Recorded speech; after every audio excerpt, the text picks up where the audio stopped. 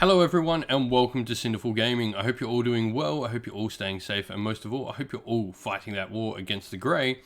Today we've got some new stat blocks from a couple of the Stormcast Eternal models that are going to be the updated versions in the new 3.0 Battle Tome. We've now seen the Dracothian Guard box come out in a repackaged form, much like we did the Vanguard Hunters box set not too long ago, and this box set really does sort of cement, I think, a few things for me with how we're going to see and what we're going to see from the new Stormcast Eternals Battle Tome. So what I want to do today is we're going to take a look at all the different Warscrolls that come out of this box set, because there is quite a few. We've obviously got the different Dracothian Guard variants, Tempests, Concussives, Formulators, and Desolators, but you also have the Lord Celestion on Dracoth model as well inside that box set. So we've got his Warscroll to show. Now, these are just the simple stat blocks. There are no additional rules in that, and that, I guess, brings its own conversation of, well, in their box, are we just going to get the stats and no rules? How are we going to see the rules? Are now all the Warscroll abilities and stuff going to be behind a paywall in the Warhammer Plus app? Who knows? But anyway, I think it's really interesting to talk about these things at the moment, because there is a ton to look at in these. So without further ado, we're going to start off with the Lord Celestion on Dracoth, and we'll work our way through the entirety of the box set's contents and available units, and we'll just talk a little bit about it all. And so let's start off with the Lord Celestion on Dracoth. You can see on the left here, this is his Warscroll. So what have we got? Well, his initial stat block, the little circle with the movement save and all that, none of that has changed at all. He still has the same movement at 10 inch, he still has 7 wounds, a 3+ save, and bravery 9. All pretty solid there, to be honest. I mean, a 3+ save we know in the new edition. This guy's going to be sticking around a lot longer. All out defense making him a 2-up is definitely something worth writing home about. Now, we've got his weapon profiles here, and I think the first thing to point out is look down to that second to last comment. That's the rend. Everything on the Warscroll is -2. At current, everything on his Warscroll is -1. So add this to the fact we saw with the Vanguard Hunters that their Warscroll went up a point of rend on everything. I think it's safe to say, I think we're going to see an entire range-wide and army-wide increase in rend. I think the new edition is going to have a lot more rend. Now, this is pretty similar to what happened in 40k, where the saves and toughness of things went up in 40k, but weapons generally became a little bit more deadly as well. So while you were saving more, when you actually suffered hits, you lost more. So there's definitely something to be taken out of that. So we've got his different weapons. So for starters, we have the Stormstrike Glaive. Now, I'm going off the logic that these are going to be in the same order as pictured here. So we've got Glaive, Hammer, Axe, Dracoth. That's the logic I'm going on. That's what they've sort of pictured here, and it's also the same order that what is currently on the Warscroll as it is now. So his first weapon is the Stormstrike Glaive. This is the only 2-inch reach weapon he gets. It's got 5 attacks, so it's an extra attack than what it has currently. It is 3s and 3s, so no longer 3s and 4s. A Rend 2, as I mentioned, an increase of 1, but its damage does stay at 1. Now the interesting thing with the Stormstrike Glaive is that that gets to get increased damage when it charges. So it's got more attacks. It generally does less damage normally, but does more damage on the charge. I think this is an interesting sort of weapon. If that's going to be like damage 2, maybe, who knows, it could go to damage 3 on the charge, much like Fulminators currently do. If that's damage 3 on the charge, wowee, that's a nice weapon. But it's an interesting sort of thing to have. And then, so we've got his second weapon, which is the Lightning Hammer. That's profile has stayed 3 attacks, 3s and 3s. It is Rend 2, as in, again, all of these have an additional point of rend, and it's also got damage 2 now, which is the same it currently has. So that is the only weapon that hasn't increased. Now, then we get the Desolator Axe. So the Thunder Axe, it has 3 attacks on the current Warscroll, but on this one it's showing 5 attacks. Nice. 3s and 3s instead of 3s and 2s, but -2 and damage 1. So that's going to be interesting, because that weapon's changed quite a bit. It used to be damage 2 with the Thunder Axe, but maybe he's going to get rules like the Desolators, or maybe he's going to get more attacks versus models in range. That could be what he gets. He could have get an amount of attacks equal to model in range, though I doubt it with his 5 attacks, but if he did, that would be amazing. So that weapon certainly seems to have changed a lot. And then the Dracos Claws is our last weapon on him, which is 4 attacks, 1 more attack than current, 3s and 3s, rend 2 instead of rend 1, and damage 2 instead of damage 1. Nice. And if the Dracos keep their thing where they do the mortal wounds with their intolerable damage rule, then, or rather the d6 damage, maybe there'll be some mortal wounds instead. That could be really cool. Maybe it does 2 mortal wounds instead, or something like that. I'd be really interested to see how all these different sort of weapons go, because that will be interesting to see how we sort of look at the next Warscrolls. But we're going to look at them as the rules we currently know, and maybe sort of figure out how we can go. So let's get kicking on to the Dracothian Guard. And so, first up for our Dracothian Guard, we have the Formulators. So, Formulators are an interesting one. So, first of all, the most notable thing, I think, on their original sort of bracket here, is they've got 6 wounds instead of 5 now for Dracothian Guard, and this, of course, goes across the entirety of the Dracothian Guard Warscrolls, so we'll just mention it here.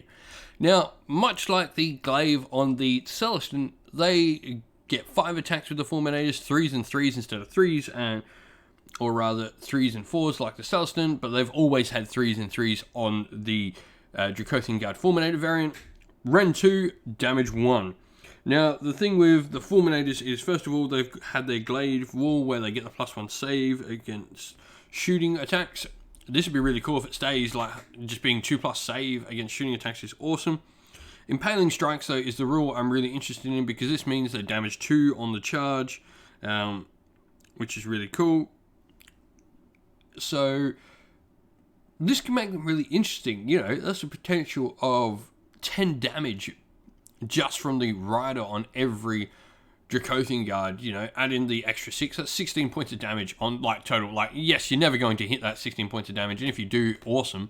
But it's really cool to know, like, that's the max. This thing, like, 2 Dracothian Guard can put out up to 32 damage in combat, plus their ranged attacks if they keep them as well, is really, really nice. The Dracos here, they've lost the attack, but they always had a little bit less attacks. You know, your generic mounts are always a little bit less than your heroes mounts, who are obviously got better monsters underneath them. But 3s and 3s, rend 2 again, and damage 2 on them, just making the Dracos that little bit more punchy. I really do think we're going to see a change in how their intolerable damage profile works, because obviously that currently turns the 1 into d6, so you would think maybe it's going to do like mortal wounds in addition, even just a mortal wound in addition, or 2 mortal wounds and the attack sequence ends, or something like that. Could be how we see that particular rule change. But I really do like the initial sort of start of this. Like, 6 wounds now is cool. They're going to be really hard if Fulminators keep their ability to be +1 to save against shooting, is going to be really, really nice. Tempests are next, and for me, this is the really interesting one. So Tempests had no rend at all on their War Scroll, and I think this just further pushes the idea that we're going to see this rend become a thing in the game of Warhammer Age of Sigmar in general, and probably just for Stormcast Eternals as well on that note. Once again, as mentioned, wound increase. Now, their weapon here has dropped an attack. They used to have 4 attacks on their Volley Storm crossbow, but they only have 3 now here. But as mentioned, they do gain a point of rend, and it also does become 3s and 3s rather than 3s and 4s on their current War Scroll. They gain a point of rend on their blade. This stays pretty much the same. It is 3s and 4s to wound. And then the Dracoth, as always, is getting that little bit of an increase. Now, the interesting thing with Tempests, I think the rend here is interesting. Because Tempests make opponents subtract 1 from their hit rolls if they're affected by units with Tempests, with their shooting attack at current. They've got some really cool, interesting utility abilities, and to have a really tough utility unit like this is interesting. The fact we're going to have some rend on the model in general across the entire profile is good, because this gives them the utility to be able to take out, you know, like screens and chaff and little units and little characters wandering around alone on objectives. They're going to have that ability. I mean, these are never going to be the heavy hitters like some of the other versions of Dracothian Guard, but their utility is really interesting, especially if they keep the current rules they have. And so lastly, we've got the Concussives and the Desolators. Concussives, their stat line is pretty much unchanged bar for the additional rend and of course the Dracoth increase. They do what they always did. I hope they keep their current ability. It's a really fun ability where if they roll a 6 to hit, they do a mortal wound, and they also stop your opponent being able to pile in. A really nice ability. Once again, a very versatile unit. They don't do as much outright damage as, say, something like Fulminators on the charge, but they have certainly got a purpose there, that sort of hybrid somewhere between the utility of Tempests and the output that Fulminators can get. Desolators are another interesting one. A really good horde clearer. If they keep their current abilities, they get the effect where they add an extra attack if they're fighting models with a certain amount of models in their unit. Rather, they get an extra attack, and then of course they get the even extra attacks if they've got even more models in their unit. So they get more attacks the more Desolators there are. This is interesting because their profile, their attacks have increased up to 5 from their current ones at 3 with their Thunder Axe.